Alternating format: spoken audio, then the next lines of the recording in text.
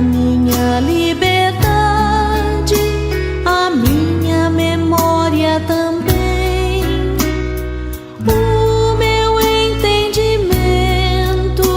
e toda a minha vontade, tudo que tenho e possuo, vós me destes com amor, todos os dons que me destes, com gratidão vos devolvo. Disponde deles, Senhor, segundo a vossa vontade. Dai-me somente o vosso amor, vossa graça, isso me basta, nada mais quero pedir.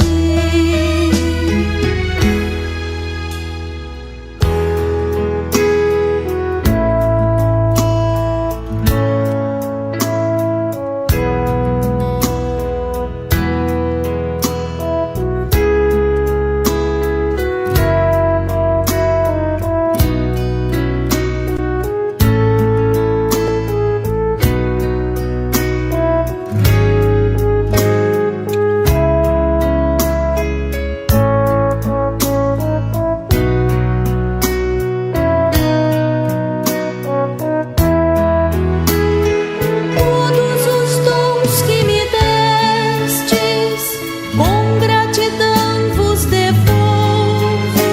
Disponde deles, Senhor, segundo a vossa vontade.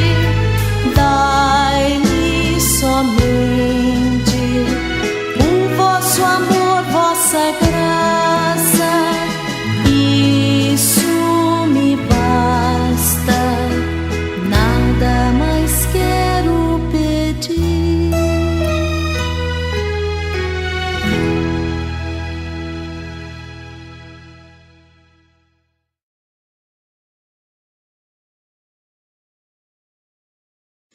Então, os exercícios espirituais, eles são um método que foi experienciado por Santo Inácio de Loyola.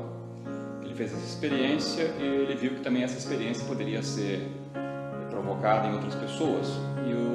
E aí ele criou esse método dos exercícios, esse método que implica um percurso interior, um acesso, né, ao próprio coração, né, descer ao nível mais profundo e buscar lá no coração as motivações, as razões para a nossa própria existência. Então, os exercícios espirituais, eles desencadeiam na pessoa um movimento de crescimento, de expansão, porque eles vão destravando a pessoa por dentro e vão abrindo a pessoa a uma presença diferenciada, nova na sua realidade. E eu tenho, assim, acompanhado um pouco os exercícios espirituais para jovens, né, adaptando esse método para os jovens, e eu tenho visto que isso tem ajudado muito, sobretudo para os jovens que estão no momento de opção de vida, de escolha, de estado de vida, de uma carreira, de discernimento, porque os exercícios espirituais ajudam a trazer à tona as motivações, né, do porquê viver, para que viver, para quem viver, como viver. São perguntas existenciais que os exercícios espirituais ajudam a pessoa e o jovem de maneira especial a responder essas questões para descobrir o seu lugar no mundo, na igreja, na realidade, e uma presença transformadora, uma presença inspiradora, uma presença que faça diferença. Então, os exercícios espirituais não são uma experiência de intimismo, de fechamento, mas uma experiência de abertura e de encontro com a realidade para ser uma presença inspiradora, provocativa nessa realidade.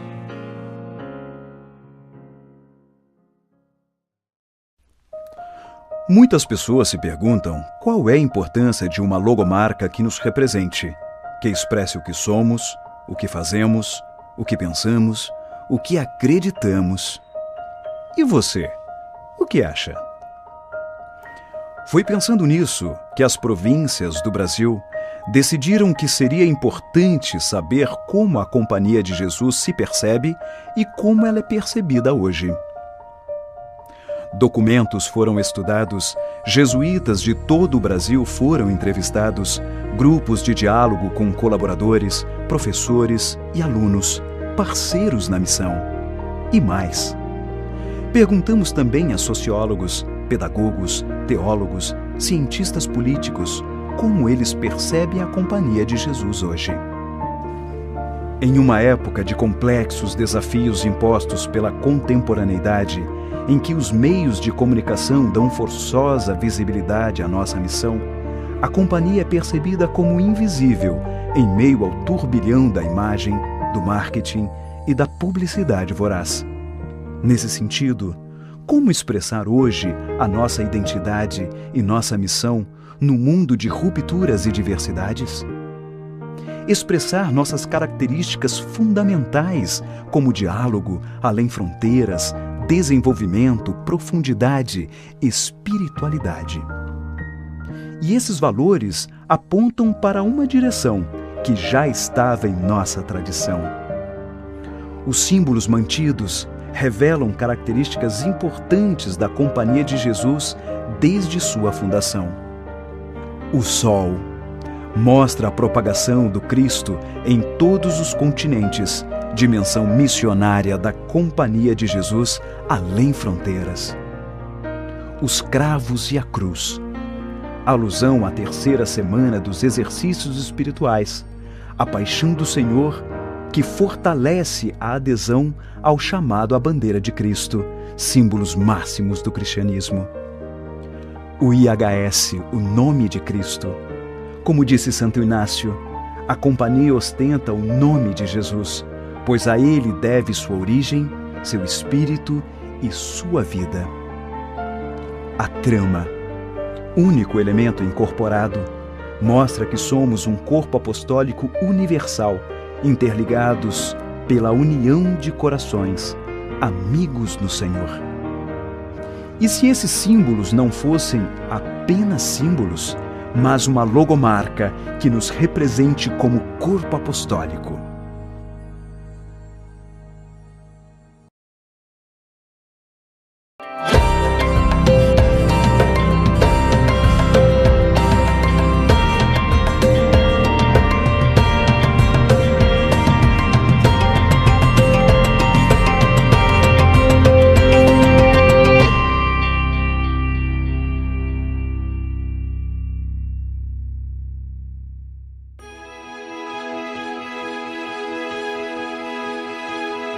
E se hoje não fosse apenas um dia comum? E sim, um dia para sentir e saborear a vida internamente, intensamente, para descobrir novos pontos de vista. Um dia de transformação, capaz de inverter a direção da nossa história e mudar toda a nossa vida, criando novos horizontes, criando um novo tempo. Tempo para sermos companheiros, como verdadeiros amigos no Senhor. Para restaurar a dignidade das pessoas através da educação, contribuindo para o desenvolvimento do potencial de cada pessoa. Tempo de cruzar todas as fronteiras, demográficas, intelectuais, sociais, e anunciar boas notícias, levando na bagagem fé e alegria, justiça e esperança. Para dialogar sem preconceitos, com o antigo e com o novo, sendo atuais sem perder a história. Um tempo para mergulhar com profundidade no cuidado do outro, na busca incessante pelo conhecimento, pelo sentir, pelo viver. E ainda, perdoar os causadores de nossas dores, simplesmente porque a natureza sempre nos perdoa, mesmo quando somos devastadores com ela. Um tempo onde podemos contemplar Deus na essência da humanidade, agindo por um amor que unifica, pelas pessoas do hoje, pelo que vale a pena, pelo humano, pelo serviço. E se esse tempo começasse exatamente hoje? E tudo, pudesse ser mais.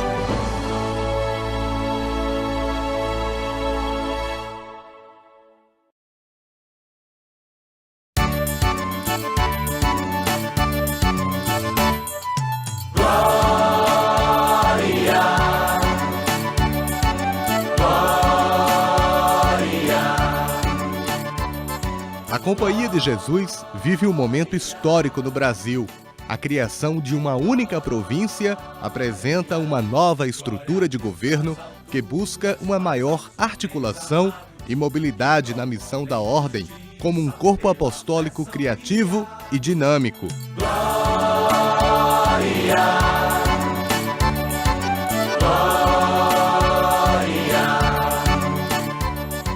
Uma preparação intensa e pensada nos mínimos detalhes que foi concretizada nos últimos 6 anos. Ao lançar um olhar retrospectivo sobre esses 6 anos como provincial do Brasil, no momento em que é possível ver os acontecimentos pelas costas, o sentimento dominante é de ação de graças. A lentidão desses 6 anos passados fica depurada porque a história reduz tudo ao essencial. E o essencial nesses anos foi que Deus passou pelas nossas vidas e nos desafiou.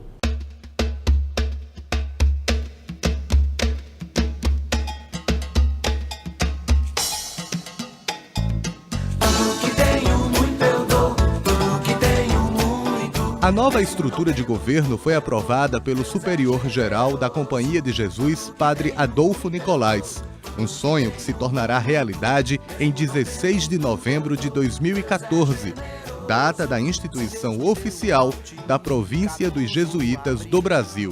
Nós soubemos acolher esse desafio e sonhar esse sonho impossível quase de transformar a vida e a missão da província do Brasil.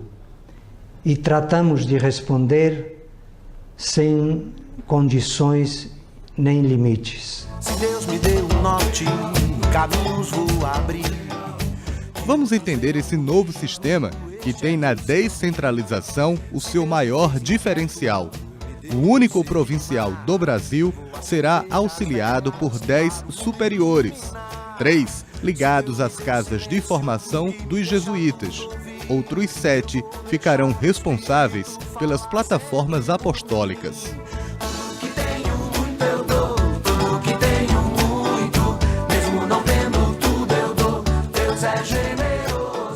As plataformas apostólicas estarão organizadas em 7 regiões do Brasil. São elas: a plataforma Amazônia, Centro-Oeste, Nordeste 1, Nordeste 2, Leste, Sul 1 e Sul 2.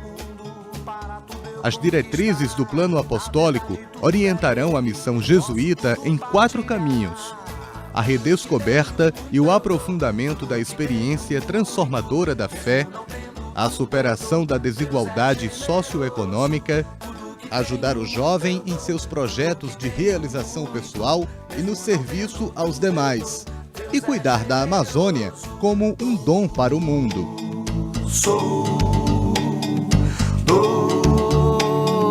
Deus é generoso.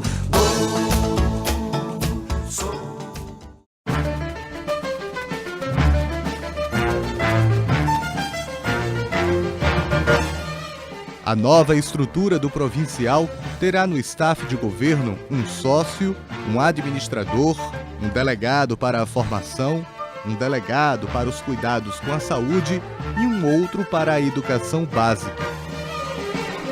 Nas instâncias auxiliares, haverá a consulta canônica, a consulta administrativa, o fórum de superiores, o fórum de gestão apostólica, além do secretariado de articulação e capacitação para a missão. Já os superiores das plataformas apostólicas contarão com os assistentes, diretores e lideranças além da consulta da comunidade. Os superiores de casas de formação ficarão responsáveis pela gestão do noviciado, juniorado e filosofado e o teologado.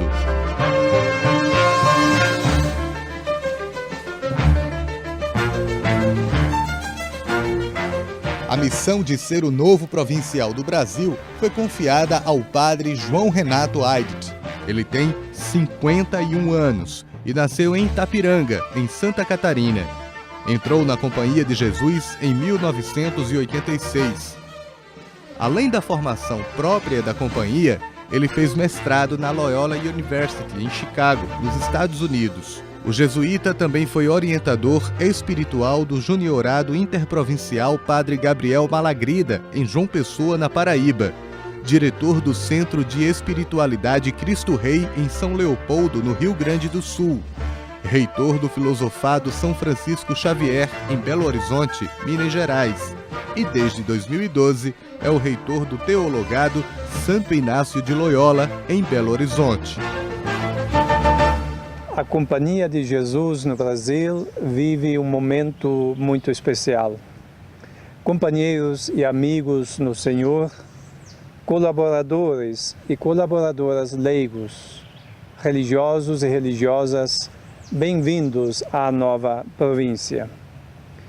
Que o espírito fraterno, alegre, amigo e de esperança, vivenciado durante a primeira Assembleia da BRA, nos dias 12 e 13 de agosto, em Itaici, seja o Espírito a nos acompanhar e conduzir de hoje em diante. No dia 16 de novembro, com a presença do Padre-Geral Adolfo Nicolás, após a celebração da Eucaristia, será lido o decreto da criação da nova província do Brasil. A Companhia de Jesus no Brasil, com a nova e única província, quer qualificar e renovar sua vida e missão.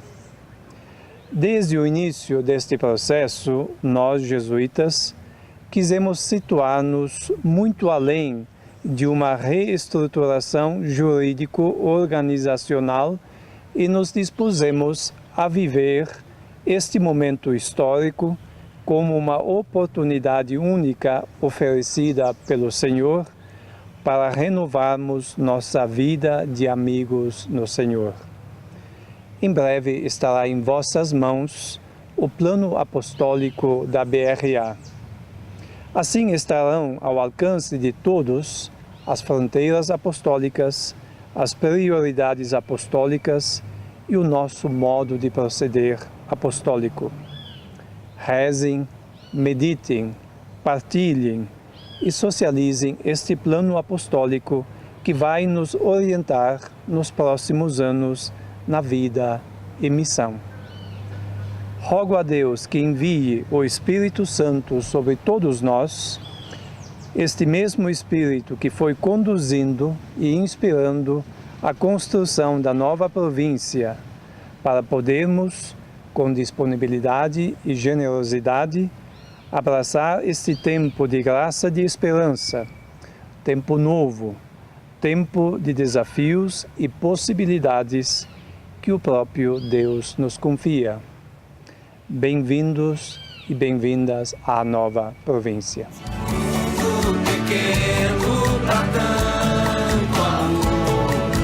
Vai ver se aumenta esse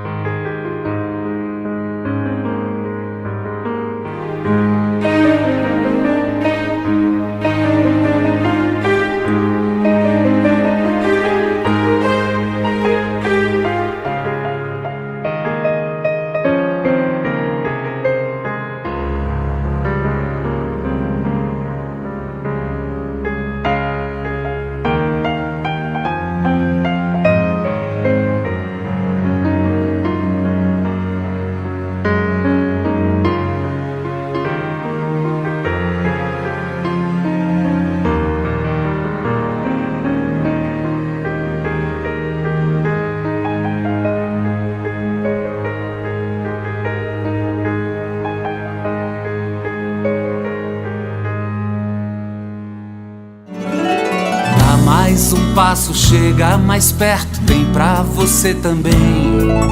Dá mais um passo, sonha mais alto, chama que gente vem.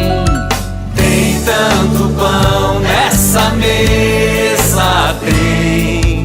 Aqui tem tanta riqueza. Pão verdadeiro, remédio é. Vinho transfigura a tristeza.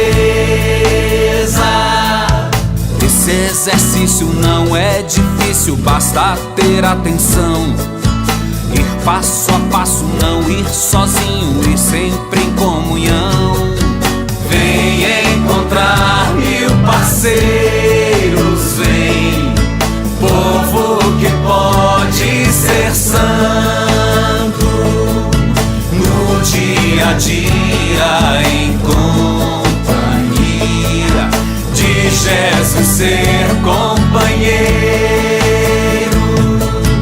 Essa amizade não tem barreira, não tem limite, não. Um vira 3 e 3 vezes 9, logo é uma multidão. Mundo pequeno pra tanto amor, vai ver se aumenta esse mundo. Sopra essa vela de quem se deu, sopra essa vela, meu Deus. Dá mais um passo, chega mais perto, tem pra você também.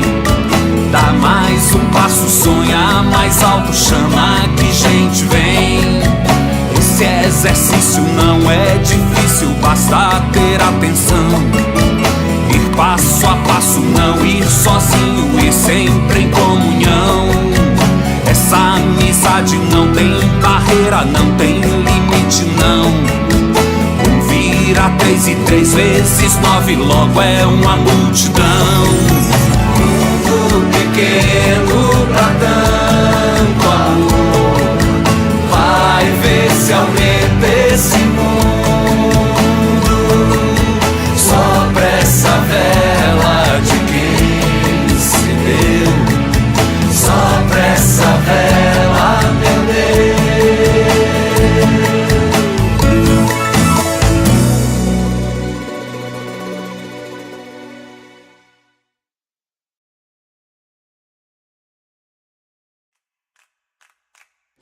Mas o que a gente pretende é se aproximar o máximo possível da realidade e da realidade dentro do que a nova província hoje nos pede, né?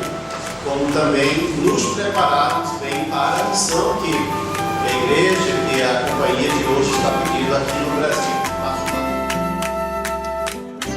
Vou cantar a lei da tua luz,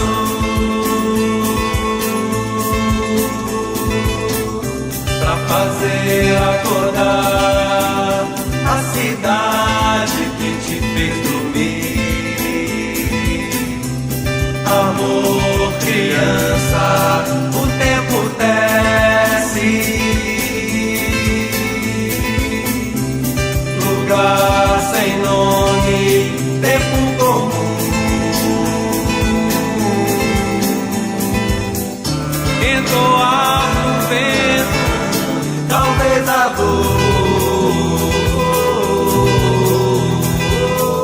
Sou canção da vida, canção ferida, sou da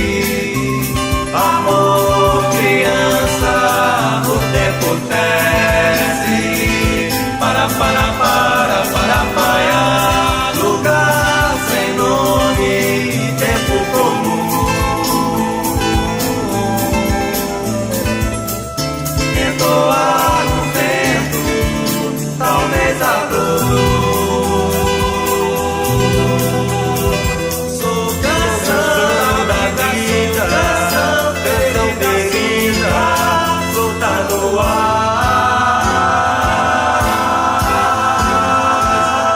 gente é que faz o destino da vida. E atualmente estou na casa no Centro Mágico, lá em Fortaleza. Nós estamos aqui em Brasília, no Centro Cultural, onde estamos no de... Tá errado, né? Não precisa dizer não, né? Peraí. Só, eu sou irmão Biratã, sou natural de João Pessoa, lá da Paraíba. Atualmente estou numa missão na Casa Inaciana da Juventude, no Centro Magis, Fortaleza. E nós estamos aqui reunidos, todos os irmãos jesuítas que fazem a Província Brasil da Companhia de Jesus. E queremos aqui planejar, celebrar essa caminhada feita já há muitos anos e também organizar o nosso futuro enquanto servidores de Cristo, enquanto missionários, enquanto presença como religioso, irmão na companhia. Então contamos com a oração de vocês e contamos também que venha e participe conosco e que... Sem mais não.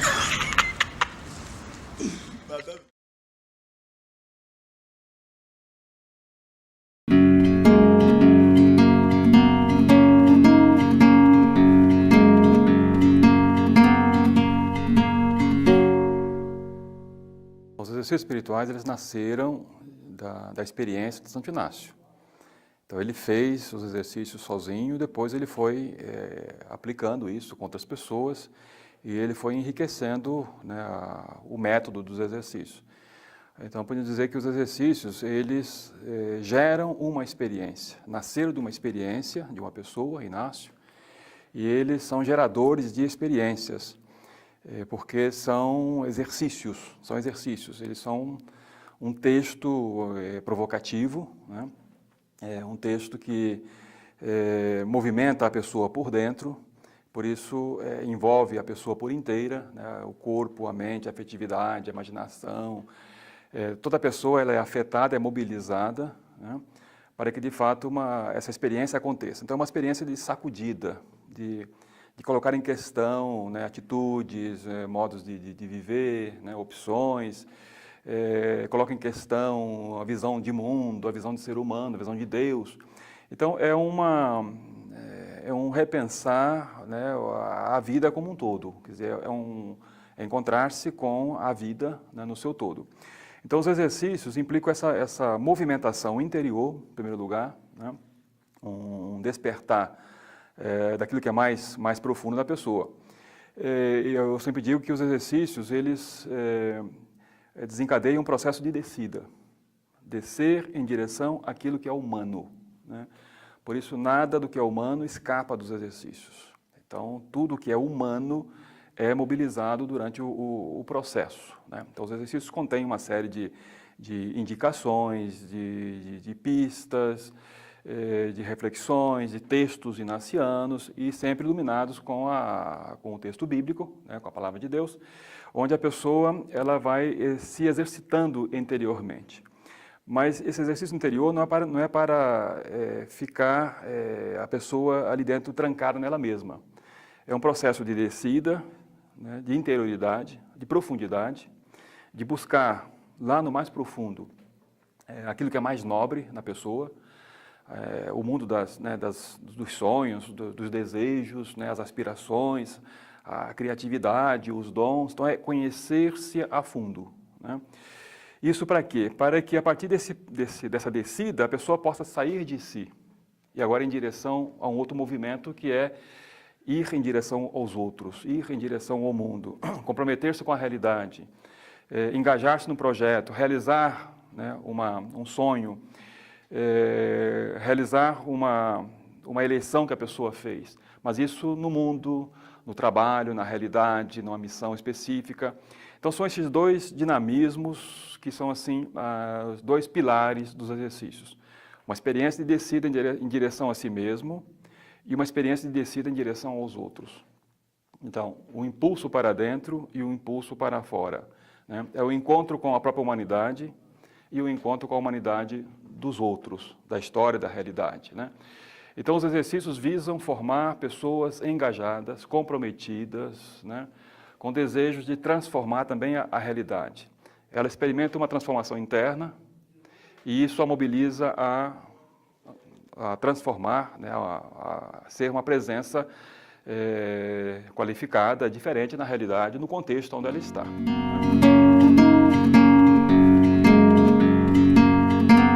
Como é que essa experiência ela acontece?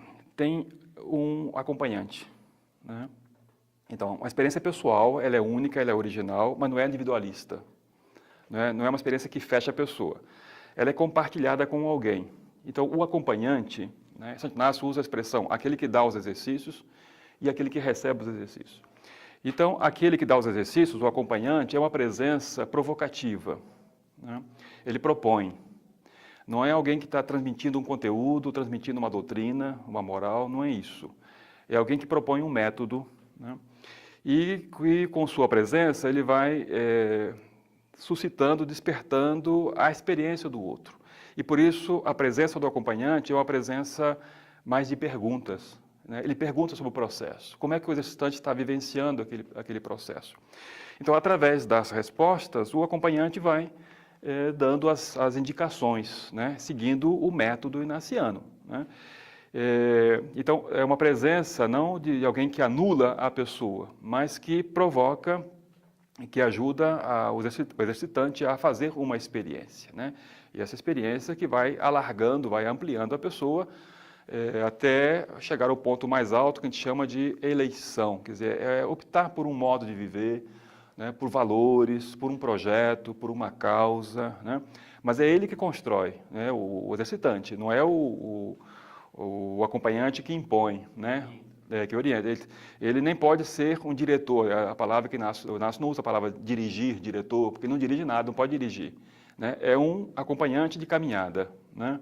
Ele é uma testemunha de um processo. Então ele vai percebendo se a pessoa está, de fato, crescendo, avançando, se há movimento interno. E de acordo com esse movimento, ele vai oferecendo as indicações próprias do método inaciano, que tem aí uma sequência, uma linha, né? E eles vão ter que respeitar o ritmo do exercitante, né? Uns são mais lentos no início, outros são mais rápidos, né? Então, o processo completo, né, demora em torno de um mês. Os exercícios, como nos proporcionam um olhar profundo, né? Um olhar da própria pessoa, né, do seu interior, percebendo as riquezas e os limites, essa pessoa começa a ter um outro olhar sobre a realidade. Então a gente chama de olhar contemplativo, né? Quer dizer, alguém que tem uma visão marcada pela esperança diante da história, diante do mundo, não é uma visão pessimista, negativista, é um olhar objetivo sobre a realidade. Sabe que também lá fora, né, tem muitos desafios, muitos dramas, né, mas percebe uma riqueza e um impulso para o novo. Então, acho que a primeira coisa é esse olhar mais transparente, um olhar contemplativo, um olhar que valoriza, né, aquilo que está bem na realidade e, mais ainda, quer dizer, esse olhar movimenta a pessoa a se envolver num projeto, numa causa, numa obra, né, em algo onde ela possa se expressar. Aquela humanidade que ele experimentou nele, agora ele é chamado também a trabalhar em prol da humanização, né? Quer dizer, ele encontra tantos sinais de desumanização na realidade, então com sua presença, é uma presença humanizadora.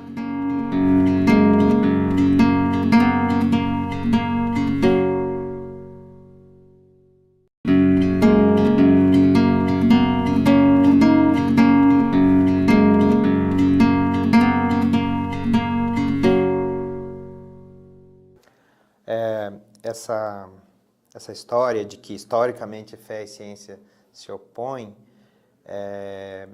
na verdade, uma certa concepção desse embate aí.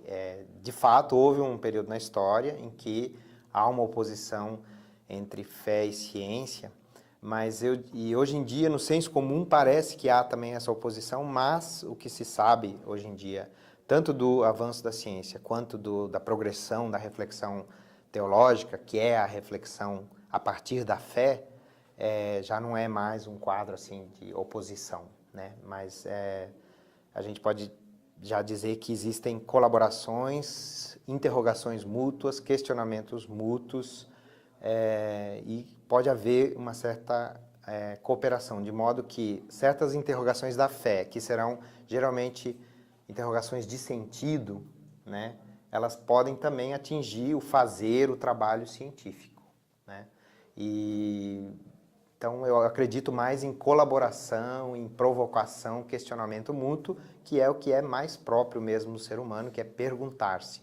A religião, ela coloca questões de sentido, sentidos últimos, sentidos de vida, vida plena, vida que não se limita só ao que a matéria pode nos dar, mas ela acredita, né, a religião questiona a possibilidade, né, de algo além, né, algo que transcende isso que a gente conhece como as nossas limitações, e a figura da limitação é a morte, é o sofrimento, é a dor.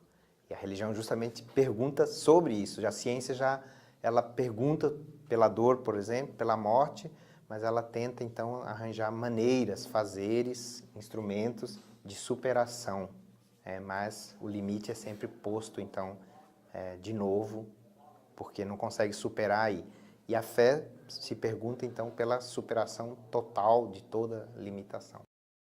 Eu acredito que a ciência provoca a fé em vários sentidos, no sentido de mostrar que certas interpretações da fé, da religião, elas são limitadas para a compreensão do mundo, como a ciência vai revelando. Então a ciência vai desvelando, revelando o mundo de certa forma, e certas interpretações de fé, elas então são questionadas. Se a fé ela é uma fé, por exemplo, fundamentalista, ela não consegue se abrir a qualquer questionamento exterior, ela vai se manter dentro dos cânones da fé, né, daquilo que a religião diz que a fé diz, né?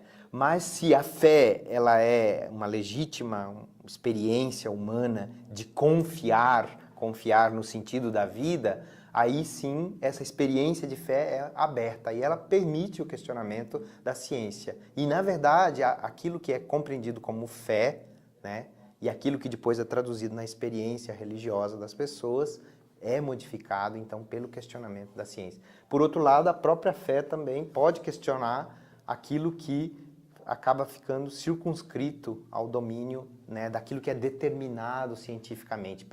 Basicamente, a gente sabe que a ciência trabalha com a medida, o cálculo, o número, né? Então determina todo o mundo, né, toda a vida e o ser humano pela medida do número, né?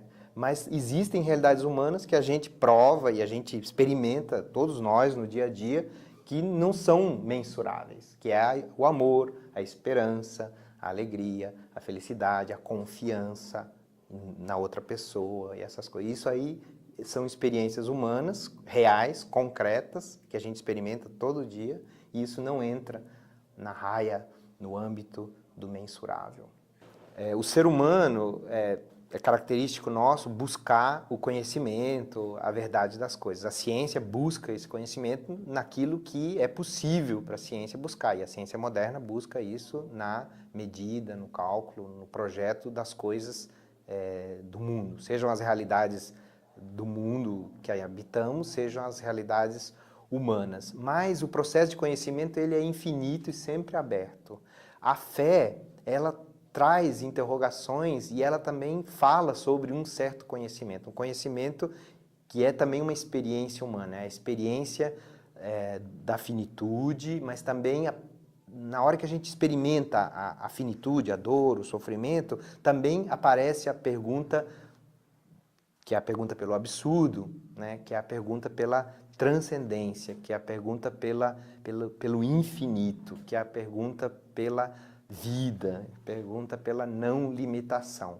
E eu acho então que a fé tem um papel aí de provocação, de expansão daquelas perguntas que são respondidas e delimitadas pela ciência de certo modo, e que podem, por causa de ideologias políticas, ideologias de conhecimento, tipos de conhecimento, definições do que é a verdade, podem chegar a uma uma paralisação, uma delimitação. Aí as pessoas de fé, elas têm um papel, porque elas vão continuar afirmando uma coisa que aos olhos da ciência é absurda, elas têm um papel então de provocação. Então, eu acho que existe essa possibilidade de colaboração.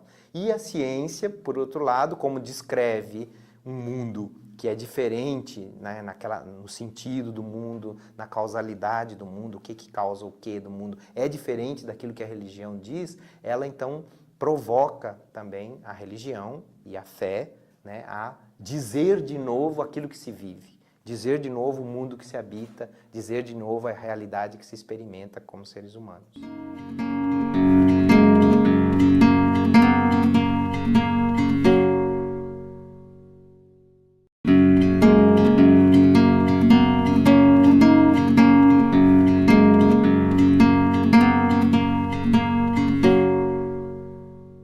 É uma área em que temos a certeza absoluta do que estamos fazendo, afirmando, enquanto na religião, na teologia, tudo depende da fé. E a gente não pode afirmar com uma certeza absoluta, mas pela fé nós sabemos o que estamos fazendo. Mas um aspecto muito interessante dentro da própria matemática é o que um jovem austríaco, Kurt Gödel, descobriu em 1931. Ele descobriu que o sistema de axiomas, qualquer sistema de axiomas para matemática, para uma matemática suficientemente desenvolvida para incluir a aritmética, os números, somas e produtos de números, qualquer sistema de axiomas seria insuficiente. Isso é muito interessante, porque tinha matemáticos que pensavam que toda matemática seria feita a partir de um sistema de axiomas e de postulados, e a partir disso simplesmente tirando deduções pelas regras da lógica. E o que Gödel mostrou é que isso é impossível, que qualquer sistema de axiomas deixaria alguma afirmação nem provada, nem poderia provar que era falsa. Então, isso é muito interessante, porque em matemática, que é a mais exata de todos os campos de pensamento, mesmo lá não se pode reduzir tudo a axiomas. Então, na nossa fé, na nossa religião, a nossa relação com Deus, evidentemente não se pode demonstrar tudo de maneira cabal e absoluta. Isso eu acho muito importante porque deixa o espaço para a fé na nossa relação com Deus. A matemática talvez dá um exemplo de exatidão no raciocínio. Eu acho que isso, embora não seja atingível em nenhuma outra ciência, dá um certo ideal que se possa procurar. Então, o discurso religioso pode tentar ser mais rigoroso. Eu acho que esse é um aspecto em que a matemática pode oferecer uma meta, uma linha de ação para o discurso religioso. Mas é bom lembrar que é impossível que se chegue totalmente a um discurso religioso que é perfeitamente evidente e comprovado. Tem que usar essa dimensão do encontro pessoal com Deus, que é o fundamento da nossa fé. Na matemática, a estética é fundamental. Eu tenho o privilégio de conhecer alguns grandes matemáticos, entre os maiores matemáticos do século passado, e eu vejo que eles são norteados, são guiados pela estética, a beleza. O grande físico Dirac, quando ele falou que era importante a estética, porque algo era tão belo que tinha que ser verdade. E acho que essa dimensão, a estética, guia a descoberta na matemática. Também as estruturas matemáticas, às vezes, são muito belas. Um bom exemplo é o que é chamado conjunto Julia. Tem a ver com números complexos, que são dados no plano, E para um número complexo C, se obtém esse conjunto Juliá. Não vou dizer como, mas alguém que quiser pode entrar na internet, fazer o Google para conjunto Juliá, Julia set, e vai descobrir formas belíssimas, coloridas e que mostram a beleza. Outra coisa é que a música, a escala é fundamentalmente matemática. A beleza da harmonia é um reflexo da beleza matemática. Tem outras dimensões também da beleza na matemática, chamada razão áurea, que é a proporção do retângulo da base para a altura, para o retângulo que é mais agradável para os olhos. E se você pega um retângulo com essas proporções e corta um quadrado de um lado, pega o que sobra, tem a mesma proporção, girando 90 graus. E essa proporção, essa razão áurea, aparecia em muitas coisas, nas proporções da vida do corpo humano, aparece em poesias, em muitas formas, e é um outro aspecto da beleza. Agora, onde a estética aparece na religião? Eu acredito que somos atraídos a Deus quando nós percebemos a beleza na natureza. A beleza da natureza é um reflexo, é uma evidência da própria beleza de Deus. Quando a gente vê um pôr de sol com as cores tão bonitas, a gente está vendo algo que Deus nos deu de presente. A beleza na natureza é uma coisa gratuita. Realmente não precisava, pela evolução, pela seleção natural, chegarmos à beleza. Então, essa beleza é um sinal evidente da presença e ação de Deus.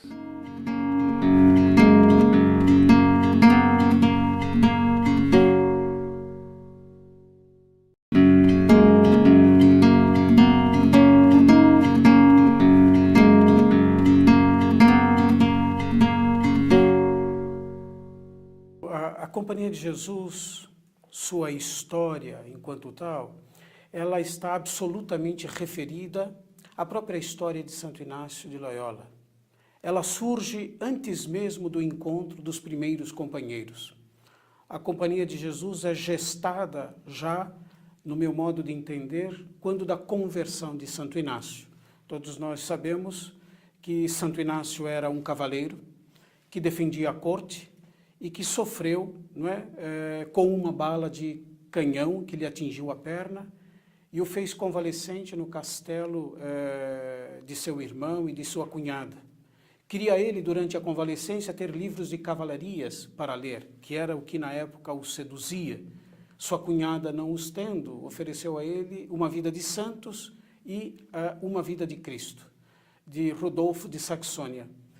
Exatamente essa experiência de leitura fez com que Santo Inácio experimentasse dele dois movimentos, duas moções, nós diríamos na mística antiga, quer dizer, duas inclinações. Um primeiro movimento que ele sentia é ao ler os livros, ao pensar nas coisas do mundo. Santo Inácio, enquanto as pensava, tinha muito deleite e prazer. Mas quando esses pensamentos o deixavam, ele se sentia vazio, seco, não é? Quase que sem sentido para a vida. Ao contrário, quando ele lia a vida dos santos, ele se perguntava, se São Francisco fez isso, por que eu não posso fazer? Se São Domingos fez, eu também o posso fazer.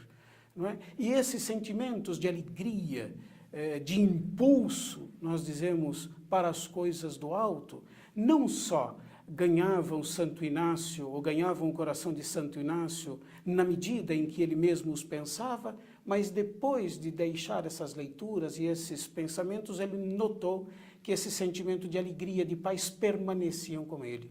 É essa experiência que o fez sentir que nele havia dois espíritos, um de Deus e depois um outro que ele, nos exercícios espirituais, chamará de inimigo da natureza humana.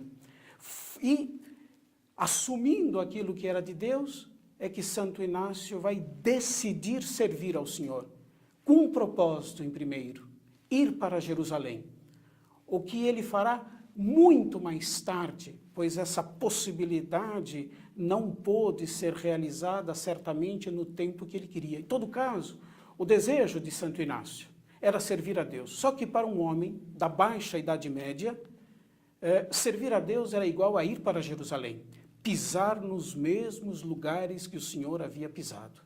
Não tendo sido isto possível e tendo encontrado dificuldades com o que na época era a Inquisição em relação aos exercícios espirituais e à sua pregação, Santo Inácio vai se dedicar aos estudos. E será exatamente na Sorbonne, em Paris, que Santo Inácio vai encontrar os primeiros companheiros, entre eles Pedro Fabro, Laínez, não é? Francisco Xavier, o grande missionário da Índia, e esse grupo vai decidir, então, em 1534, fazer os primeiros votos. Desse grupo, dos 7 primeiros companheiros de Santo Inácio, somente o padre Pedro Fabro era sacerdote, os outros eram leigos, mas decidiram fazer o propósito, em primeiro, esses votos para irem a Jerusalém, o que não será possível o grupo todo ir também. E se eles não conseguissem embarcar em Veneza, que era o propósito, eles então se encontrariam em Roma e se colocariam a serviço do Romano Pontífice. Então, eu diria, nós podíamos dizer que a Companhia de Jesus ela tem origem num movimento de conversão, num movimento de conversão de Santo Inácio. Num segundo momento, eu diria, a Companhia tem exatamente em razão desta experiência originária, que depois vai sendo cristalizada e tomando a sua forma nos exercícios espirituais, a Companhia de Jesus tem também o seu precedente histórico no grupo daqueles 7 primeiros companheiros que, em 1534, decidiram fazer os votos e também de ir para Jerusalém, não podendo se encontrar em Roma, estarem à disposição do Romano Pontífice. Portanto, eu tenho a impressão que se a gente pudesse colocar esses 2 polos juntos, nós unificaríamos esses 2 polos com essa frase: a Companhia de Jesus, ela é fruto do querer de Deus. Ela é a expressão da vontade de Deus, que começa a agir antes mesmo de que ela seja pensada como tal. Na própria conversão de Santo Inácio, antes mesmo que ela seja pensada como tal, na união daqueles homens que estudavam na Universidade de Sorbonne, que se encontraram com Santo Inácio e dele receberam os exercícios espirituais. A gente poderia dizer, a Companhia de Jesus é fruto da ação de Deus. Historicamente é isso.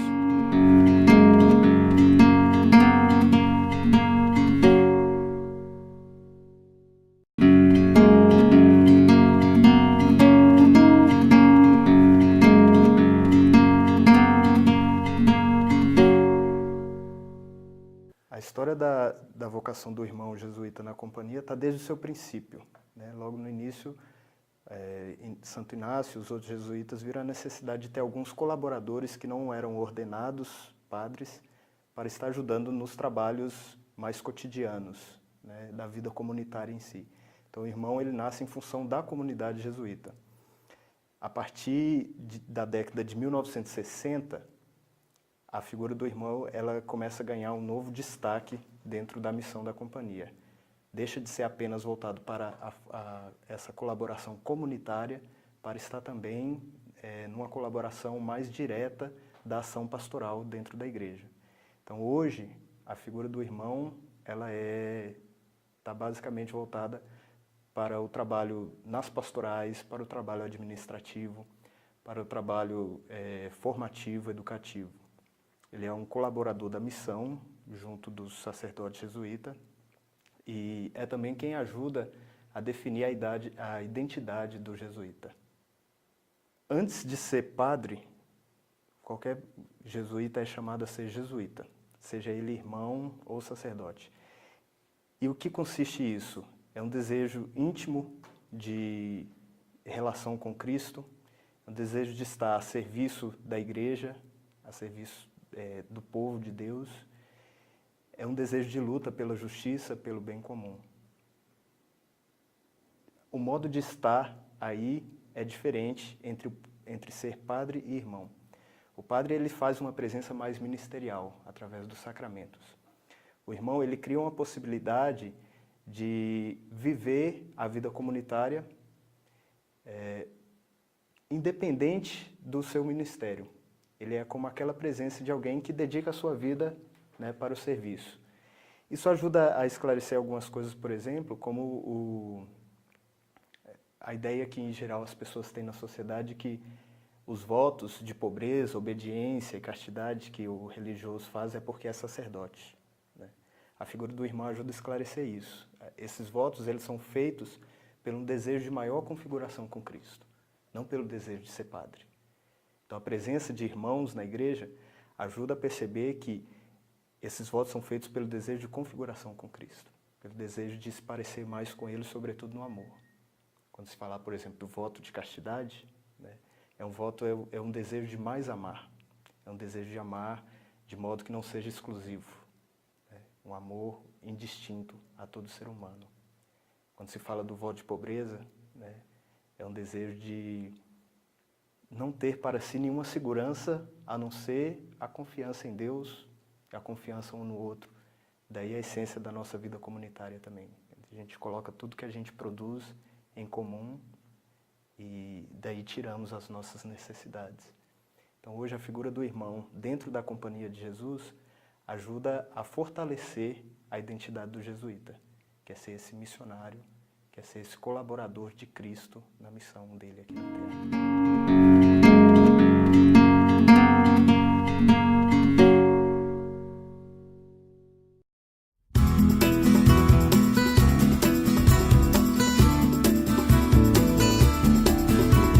O Colégio São Francisco Xavier recebeu a visita do provincial do Brasil, João Renato Aide, o padre. Gostaria que o senhor falasse um pouco para a gente sobre essa visita aqui ao colégio hoje.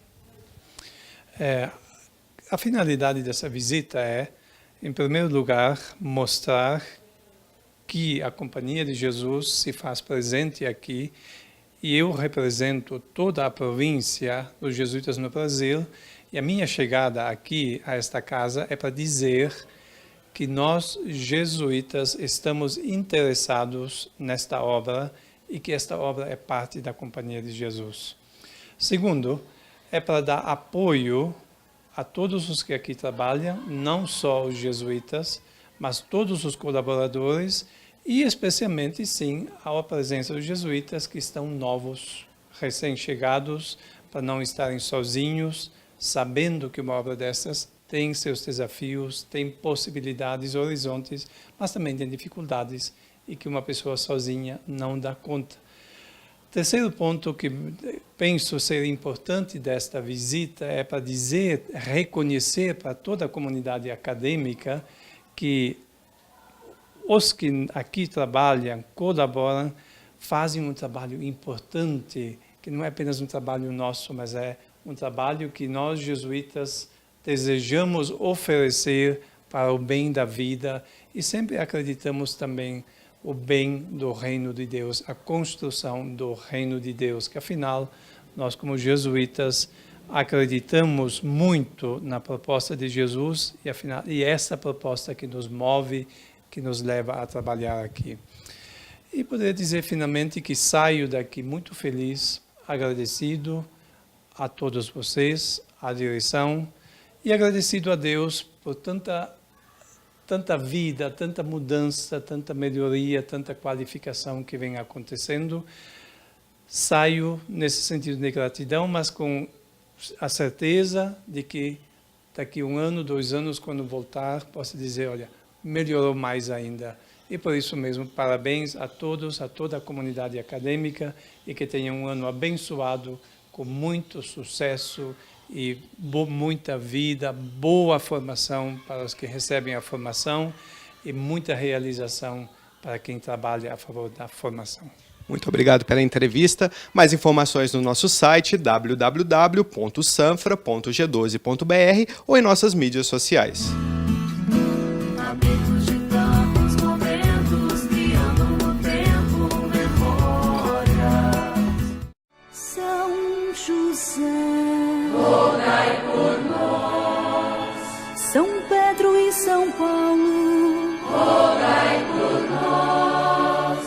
Santo André, rogai por nós.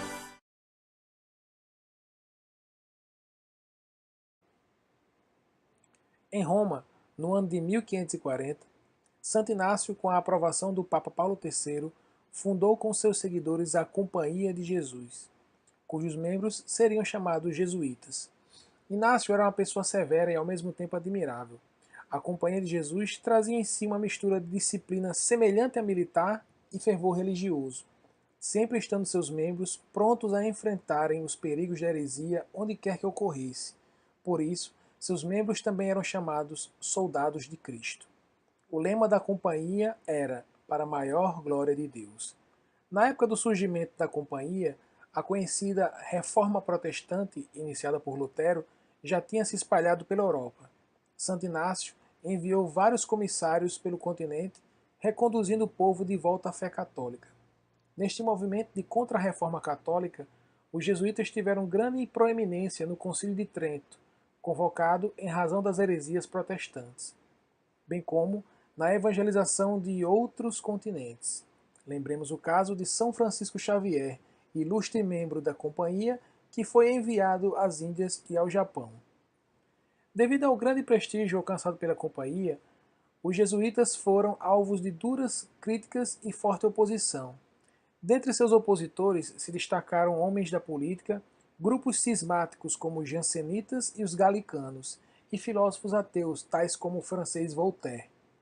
Não demorou, alguns reis passaram a suprimir a atuação da Companhia em seus territórios. O pontapé foi dado em Portugal, no ano de 1759, quando o primeiro-ministro Marquês de Pombal, valendo-se de falsas acusações contra a Companhia, fez baixar um decreto que prendia e expulsava os jesuítas, tanto do país quanto das colônias, incluindo o Brasil.